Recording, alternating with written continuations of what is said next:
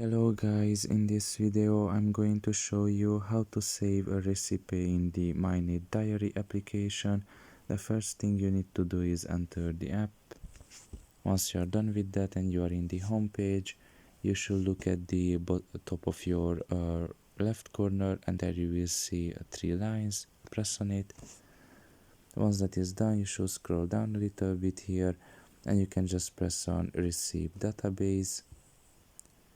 And here you can just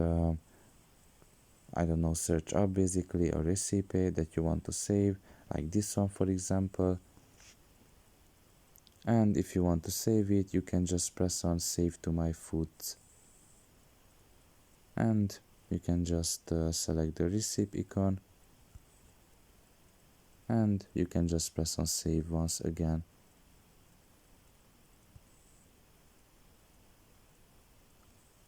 I don't know why it doesn't work at the moment. I'm just going to write something in.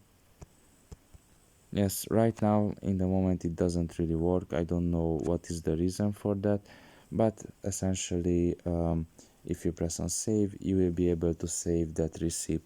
As you can see, it was a bug. Now it was saved, so you might need to wait a little bit, but eventually it's going to be saved.